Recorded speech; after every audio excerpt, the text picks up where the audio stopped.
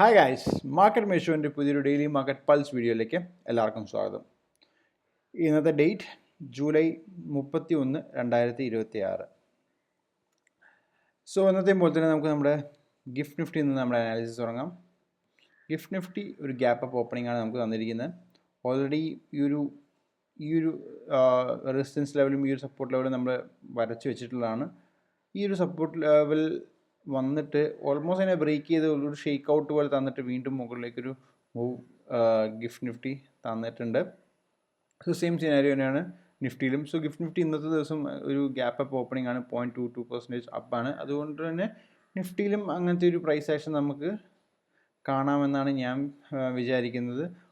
Already നമ്മൾ പല സമയങ്ങളിലായിട്ട് പല വീഡിയോയിലും പറഞ്ഞ പോലെ തന്നെ ഈ ഒരു ഹൈ ബ്രേക്ക് ചെയ്താൽ മാത്രമേ നിഫ്റ്റിക്ക് ഒരു ലൈഫ് ഞാൻ കാണുന്നു. അല്ലാത്തടത്തോളം കാലം നിഫ്റ്റി ഒരു ചോപ്പി സോണിൽ തന്നെ കിടന്ന് ചോപ്പ് ചെയ്തുകൊണ്ടിരിക്കാനുള്ള പ്രോബിലിറ്റിയാണ് വളരെ അധികമായി കാണുന്നത്. ബാങ്ക് നിഫ്റ്റിയിലേക്ക് വന്നു കഴിഞ്ഞാലും സെയിം സ്റ്റോറിയാണ്. ഓൾമോസ്റ്റ് ഈ ഒരു ലെവലിൽ വന്ന് സപ്പോർട്ട് എടുത്തിട്ട് ഒരു ഷെയ്ക്ക് ഔട്ട് പോലെ തന്നിട്ട് വീണ്ടും മുകളിലേക്ക് ബാങ്ക് നിഫ്റ്റി പോകാൻ ശ്രമിക്കുന്നുണ്ട്. As compared to Nifty, bank Nifty ഇപ്പോൾ കുറച്ച് വീക്കാണ്. സ്മോൾ ക്യാപ്പ് ഇൻഡെക്സിലേക്ക് വന്നു കഴിഞ്ഞാൽ സ്മോൾ ക്യാപ്പ് ഇൻഡെക്സിൽ നല്ലൊരു ഹ്യൂജ് ഷേക്ക് ഔട്ട് തന്നിട്ട് മാർക്കറ്റ് മുകളിലേക്ക് വരുന്നുണ്ട്. ഏകദേശം ഈ ഒരു ലെവലിലായിരുന്നു 1, 2, 3 ടച്ചസ് ഏകദേശം ഈ ലെവലിൽ തന്നെ നമുക്ക് കിട്ടിയിട്ടുണ്ട്. അപ്പോൾ ഈ ലെവലിൽ നിന്ന് വീണ്ടും ഒരു സപ്പോർട്ട് എടുത്ത് മുകളിലേക്ക് പോകുന്നതാണ് കാണുന്നത്. ഇവൻ ദോ സ്മോൾ ക്യാപ്പ് ഇൻഡെക്സ് വീണ്ടും ഒരു സ്ട്രെങ്ത് കാണിക്കുന്നുണ്ടെങ്കിൽ കൂടിയും നമുക്ക് അണ്ടർലൈങ് സ്റ്റോക്സ് ഒന്നും സ്ട്രെങ്ത് ഒന്നും കാണുന്നില്ല. സോ അതൊരു വളരെ നെഗറ്റീവായിട്ടുള്ള ഒരു സിനാരിയോ ആയിട്ടാണ് എനിക്ക് തോന്നുന്നത്. ഈ ഒരു ചോപ്പി സോൺ, അതായത് ജൂൺ 25 മുതൽ ഇങ്ങോട്ട് ഒരു മാർക്കറ്റിൽ ഒരു സ്ട്രെങ്ത് ഒട്ടും തന്നെ, എസ്പെഷ്യലി സ്റ്റോക്സ് വൈസ് നമ്മൾ നോക്കുകയാണെങ്കിൽ സ്ട്രെങ്ത് ഒട്ടും തന്നെ ഇല്ല, ഫോളോ ത്രൂ ഇല്ല. അതുകൊണ്ട് തന്നെ ഒരു വളരെ മോശം ഒരു എൻവിറോൺമെൻറ്റിലൂടെയാണ്, ഒരു സ്വിംഗ് ട്രേഡിങ് എൻവിറോൺമെൻ്റ് ആണ് മാർക്കറ്റിലുള്ളത് നമുക്ക് ഡെഫിനറ്റ്ലി എടുത്ത് പറയാൻ പറ്റും. പിന്നെ ഇന്ത്യ വിക്സ് എടുത്ത് നോക്കിക്കഴിഞ്ഞാൽ ഇത് അത്ര മോശമായ ലെവലൊന്നും നിൽക്കുന്നത്. ഒരു ഹ്യൂജ് ഫിയർ ഇൻഡെക്സ് ഒന്നും കാണുന്നില്ല ഇന്ത്യ വിക്സിൽ. സോ ഈ ഒരു ഏരിയ വളരെ സ്വിംഗ് ട്രേഡിനെ സംബന്ധിച്ചിടത്തോളം ഇന്ത്യ വിക്സ് ബിറ്റ്വീൻ ഈ 17 to 12 ഈസ് ഗുഡ്. സോ നമുക്കത് വലിയൊരു പ്രശ്നമായിട്ട് എനിക്ക് ഇന്ത്യ വിക്സ് ഒട്ടും തോന്നുന്നില്ല.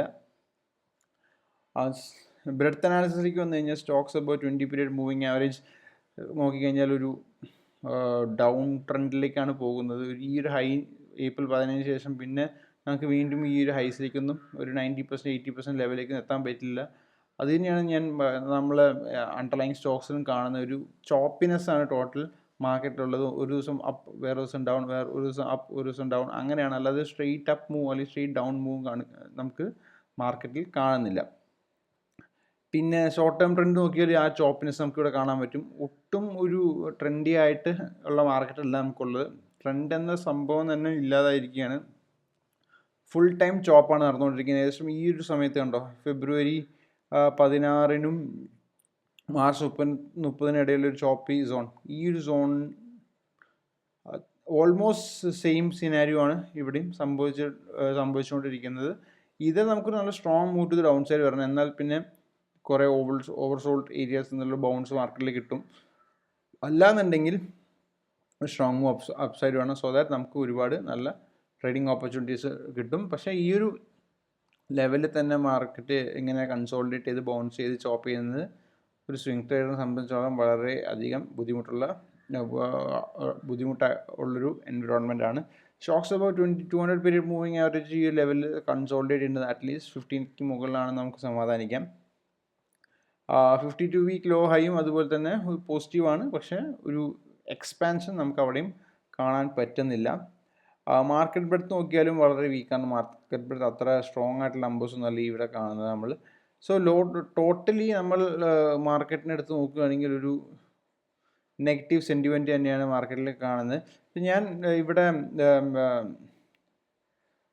ഈ ഒരു എക്സിൽ ഞാൻ പോസ്റ്റ് ചെയ്യാൻ തുടങ്ങിയിട്ടുണ്ട്. സോ ബേസിക്കലി ഞാൻ എല്ലാ ദിവസവും എൻ്റെ ഈ ഒരു കറണ്ട് മാർക്കറ്റിലെ അല്ലെങ്കിൽ ഡെയിലി മാർക്കറ്റ് എൻ്റെ ബയാസ് എന്താണെന്ന് ഞാൻ സ്വന്തമായിട്ട് ട്രാക്ക് ചെയ്യുന്നുണ്ട്. സോ ആ ട്രാക്കിംഗ് ഞാൻ എടുത്ത് നോക്കിയപ്പോൾ ഒരു 95% സമയം നമുക്ക് ഒരു ബെയറിഷ് എൻവിറോൺമെൻറ്റാണ് മാർക്കറ്റിൽ വന്നിട്ടുള്ളത്.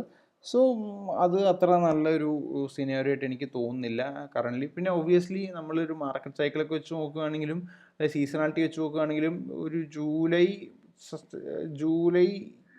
അത്ര മോശമായൊരു മന്തല്ല. പക്ഷേ സ്റ്റിൽ ഈ ഒരു വർഷം ജൂലൈ വളരെ മോശമാണ്. പക്ഷേ ഓഗസ്റ്റ്, സെപ്റ്റംബർ, ഒക്ടോബർ എന്ന് പറയുന്നത് വളരെ മോശമായ ഒരു ചോപ്പി എൻവിറോൺമെൻ്റ് ആണ്. ഒരു സൈക്ലിക് സിനാരിയോ നമ്മൾ എടുത്ത് നോക്കുകയാണെങ്കിൽ മനസ്സിലാക്കാൻ പറ്റുന്നത്. സോ അതുകൊണ്ട് തന്നെ വീണ്ടും നമ്മൾ കുറച്ചും കൂടെ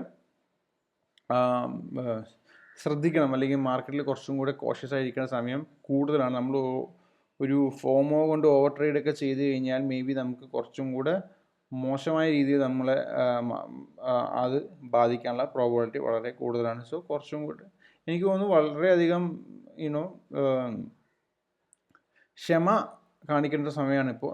കൂടുതൽ ക്ഷമയോടെ നമ്മൾ വെയിറ്റ് ചെയ്ത് കഴിഞ്ഞാൽ നല്ല ഓപ്പർച്യൂണിറ്റീസ് ഇൻ ദ ഫ്യൂച്ചർ നമുക്ക് മേ ബി 1, 2, 3 മാസമൊക്കെ ക്ഷമയോടെ ഇരിക്കേണ്ടി വരും. അതിൻ്റെ അർത്ഥം നമ്മൾ ട്രേഡ് ചെയ്തതെന്നല്ല, പക്ഷേ ട്രേഡ് ചെയ്യുകയാണെങ്കിൽ തന്നെ നല്ലൊരു ഫോളോ ത്രൂ കിട്ടുന്നുണ്ടെന്ന് നമുക്ക് മാർക്കറ്റിൽ നല്ല ഫോളോ ത്രൂ കിട്ടുന്നുണ്ടെന്ന് തോന്നുന്നിടത്തോളം കാലം നമ്മൾ വളരെ സ്മോൾ സൈസിൽ, അതായത് 5%, 2%, 3, 4, 5, 6 ആ level percentage of the portfolio ട്രേഡുകൾ എടുത്ത് നമുക്ക് ജസ്റ്റ് നമ്മൾ വാട്ടർ ടെസ്റ്റ് ചെയ്തുകൊണ്ടിരിക്കുക, അല്ലേ? ടെസ്റ്റിംഗ് ദ വാട്ടർ എന്നാണ് മാർക്ക് മിനർവിനി പറയുന്നത്.